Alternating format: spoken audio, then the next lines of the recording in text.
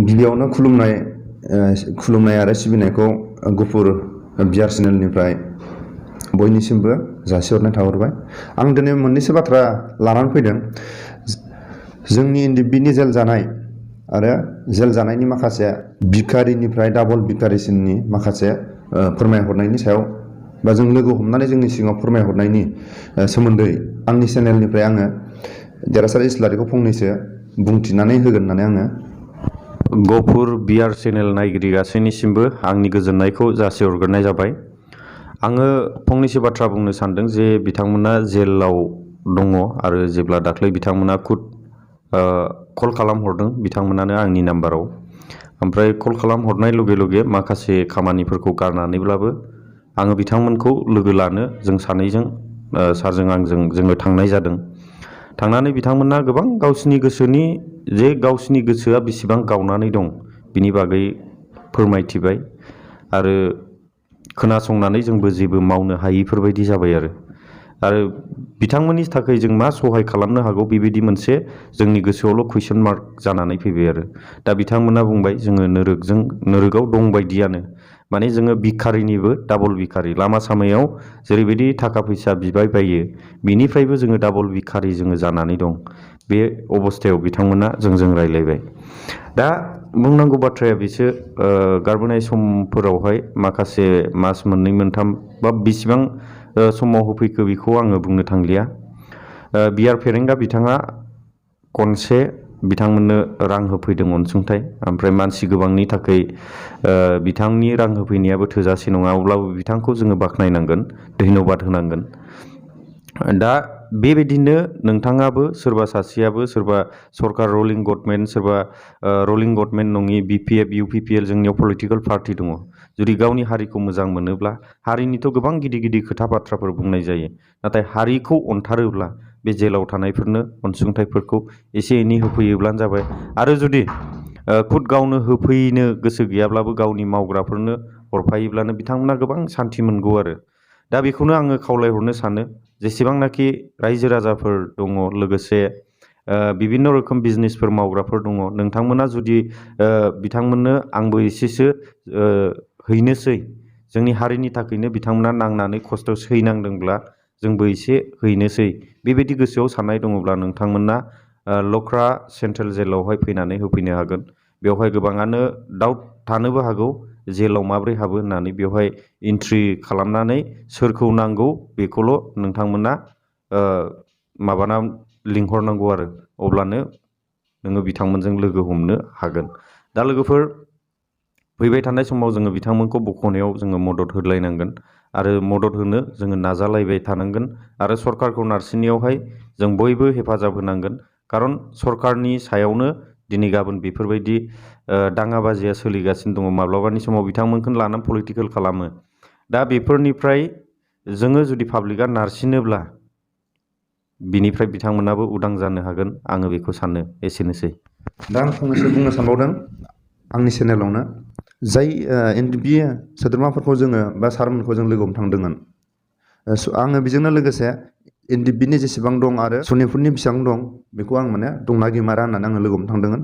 नाथाय नुबाय भुटान रायजोआवबो सनितपुर डिस्ट्रिक्टनि दङ आरो सेन्ट्रेलावबो आं जेब्ला जों दाखालि साबानि गेजेराव सासेया दं, बे बुंबाव दा दंना गैया? दङ।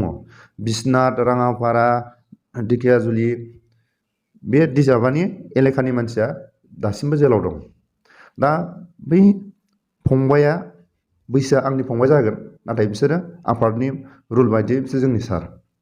दा आं बेखौनो बुंनो सानदों, बे फंबायनि बुंनायाव बिटिआरआव थानाय जेसेबां एनडिएफबि जेल जादों बिसोरनि थाखाय एसेबाबो न' बाङाव बा बिसोरनि थाखाय एसेबाबो सहाय होग्रा मानसि दं। जोंनि सनितपुर बिसनाथआव गैया। बे गैयैनि जाहोना मा? सासेबो बर' एमएलए गैया, सासेबो बर' थिखादार गैया, सासेबो एमसिएलए गैया। जों जेराव थाग्रानो न'नि मानसिया फैनो थाखाय सोरनावबा माबा मोनसे एसेबाबो सहाय बिनो थाखाय रावबो गैया होनदों। आरो जोंनो गाननाय जोमनाय न'नि मानसिया लाबोनानै होफैनो थाखाय रावबो गैया, माने गैस्राया। दा जों बेजों आंजों सावरायनायाव बेखौनो जोङो बे फंबाय जागोन जों सावरायनायावखौ बुंदों दे, गुफुरनि जाथायनिफ्राय आरो दिनैसिम जेल जानायनि दिनैसिम दं जेलाव, बेफोरखौ गासैखौबो लानानै बिटिआर एकर्डआव महर मोनदों। बे महर मोननायाव अब्ला फार्स्ट गिबि एकर्डनिफ्राय मोनथाम एकर्डसिम दिनै मानो थगायजाखो? गिबियै बुंनो थाङोबा गुफुरनिफ्राय आबसुनि जायफोर दैदेनगिरिफ्रा लखबआव ओंखाम जाहोआ, दै लोंहोआ, लखबआव बुजानाय आबसुनि सिगांनि जायफोर बारग' आबसुनि दैदेनगिरिफोर, बिसोरखौ लोगो हमनानै जुदि सोङोब्ला दिनैसिमबो बुंनो हानाय दं। बै दानि आबसुफ्रा सोरबा पुलिसजों लावथि मोनसेबो होजायै बा पुलिसजोंसो आर'नाइ होजानाय, आर'नाइ सोजानायाबो जोंनि गौरब। नाथाय बै समनि आबसुनि लिडारफ्रा लखबआव थानो गोनां बा बुजानो गोनां आरो जोंनि आसामनि अनगायै अरुणाचल बायदियाव लांनानै बोसोरसे, बोसोरनै, बोसोरथाम बिदिनो लखबआवनो थानो गोनां जानाय, जेल गैबावा। अब्ला बै जायफोर बोसोरनै, बोसोरथाम जेल जानानै फैनायनि खस्थ' खालायनायनि माबाया बहा थांखो? आरो फैयै फैयै फैनानै गिल्टिनि मुभमेन्टआव राणा होननाय सासे दंमोन, बेबो बमावनो थैदों। गिल्टिनि जेब्ला नांबाय थानाय समाव गुफुरनि रायजो राजाया आलो गोजोनै गुबुननिफ्राय गाथ्रोजानाय, सोबख'जानायनिफ्राय उदां जाथों होननानै बेबो गिल्टियाव नांदोंमोन। आरो बे राणानि अनगायै बुहुत मानसियानो थैदों गिल्टिनि मुभमेन्टआव। अब्ला गिल्टियावबो खिखार जाबाय। आरो फैयै फैयै फैनानै एनडिएफबिनि लास्ट मुभमेन्टआव सोरबा जेल जाबाय, सोरबा गावथार जाबाय। दिनै मोनफ्रोमबो एकर्डआव थगायजादों। दा आं बारा गोलाव बुंनो सानाखै, आरो बेजोंनो आं लोगोसे बुंहरनो सानो, बे फंबायनि फोरमायनायाव आं बे फंबायनि फोरमायनायखौ आङो गोसोनिफ्राय माखासे आंनिफ्राय एसे सोदेरनाय जागोन। दा आंनिफ्राय बिक्तिगरै आं बुंहरनो सानो, जेलाव थाग्राया डाबल भिखारि जानानै दं होनना बुंदों, आरो सोरबा सोरबा मेन्टेलिबो जाबाय। साननाय हनाय फाग्ला बायदि, माने गावनो मिनिलाबायनाय, गावनो हारसिंनो रानलाबायनाय, बिदि जानानै सानैसो मानसिया जेलाव दं होनदों एनडिएफबिनि सोद्रोमाफ्रा। दा बेफोरथ' माने दुखुनांथाव, बे हारिनि थाखायनो जाबाय। दा आं बेखौनो बुंनो सानो, जानायनिफ्राय, गाननायनिफ्राय, न'खरनि गथ' गथायनिफ्राय, बिमा बिफानिफ्राय एसेबां अलखदाव दं। बे अलखदाव थानाया मानि थाखाय अलखदाव गोलैदों? मोनफ्रोमबो बिपिएफनिफ्राय इउपिपिएलआव थाङोबा आर'नाइ गानहोयो। मोजां मोजां बिसोरखौ फुल बिबारजों बरायनो लायो। बे फुल बिबार माने गामियाव फुल गायनाय नङा, बेबो मेचिनजों बानायनाय फुलसो। बे फुल माने गोसो बरायनाय बा बेनो अननानै बिबार होनाया, बे फुला खमावबो 5,000 नङाबा 1,000नि गोजौ लाखायो।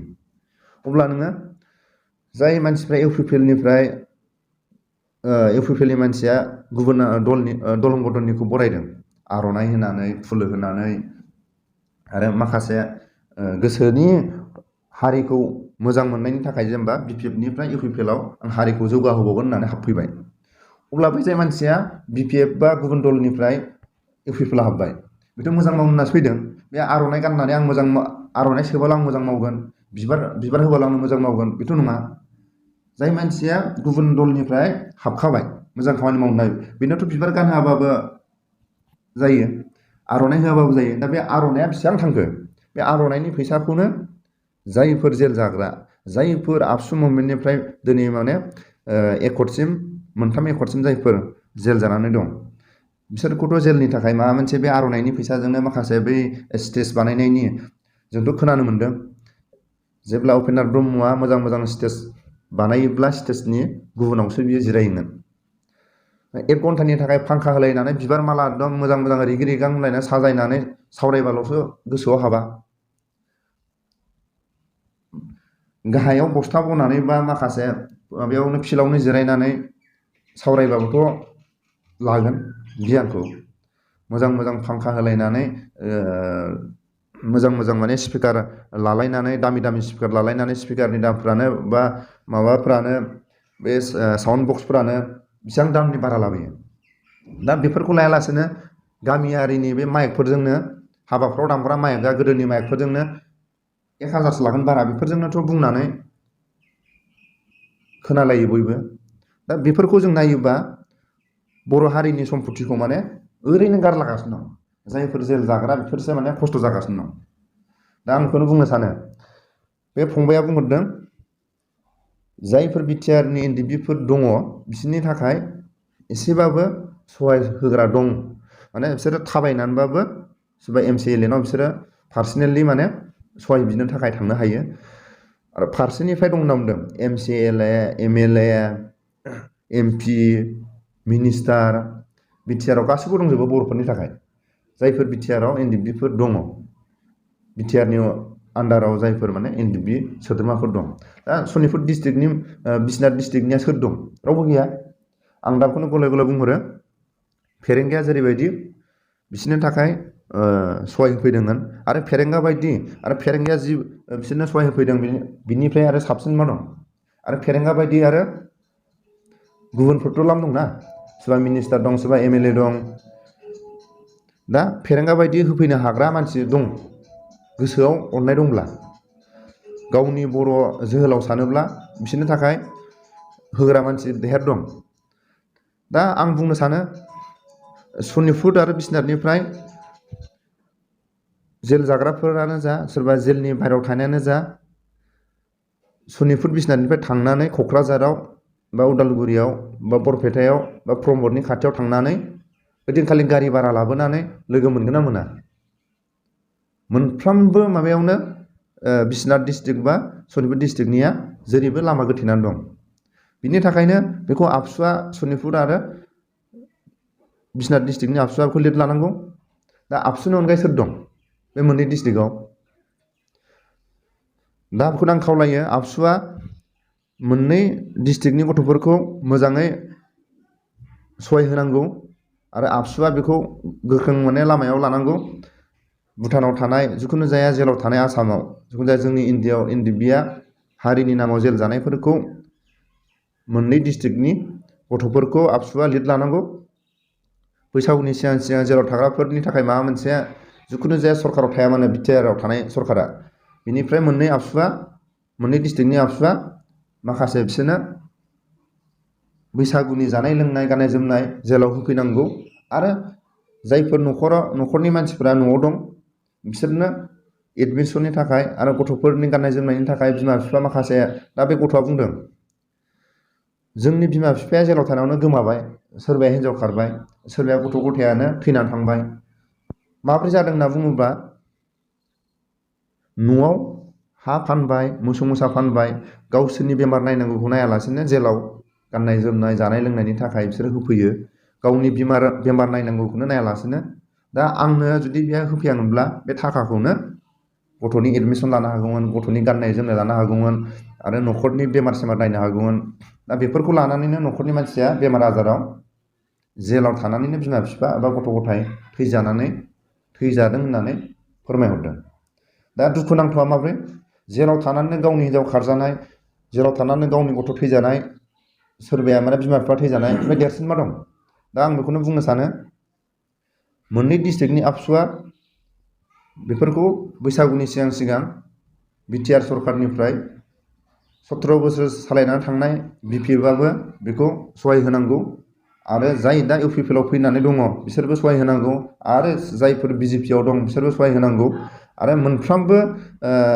सनितपुर बिश्वनाथ डिस्ट्रिक्टखौ थगायफ्लेबाय थानाय बेफोरनि जाहोनखौ आरो आबसुआबो जुदि लिड लायाबा एनडिएफबिफोरनि थाखाय मोननै डिस्ट्रिक्टनि थाखाय बिटिआरआबो जुदि नाहराब्ला आरो थाखानाय सनितपुर डिस्ट्रिक्ट आरो बिश्वनाथ डिस्ट्रिक्टनि आबसुआ जुदि मोनफ्रोमबो एनडिएफबि जेल जानाय गथ'फोरखौ एनडिएफबिनि सोद्रोमाफोरखौ जुदि नोजोर नायाबा अब्ला एनडिएफबिनि जेल जाग्रा आरो एनडिएफबिनि सनितपुर आरो बिश्वनाथ डिस्ट्रिक्टनि एनडिएफबिफोरा एक्स एनडिएफबिफोरा साननो गोनां माबा मोनसे जानो हागौ बेखौ आंनिफ्राय आं फोरमायहरो बिटिआर सरकाराबो जुदि लिड लायाबा आरो आबसुआबो मोननै डिस्ट्रिक्टआ जुदि लिड लायाबा जायफोर एक्स एनडिएफबिफोर आरो जायफोर जेलाव थानाय एनडिएफबिफोर बियो गोदानै माबा मोनसे साननो गोनां जानो हागौ उननि समाव बेखौ आं फोरमायहरनाय थाबाय एसेनोसै आंनि बयनिसिमबो आंनि बुंनाया जुदि गोरोन्थि जायोबा आङो बयनिसिमबो आं निमाहा बियो आरो जेसेबां दल हंगन दं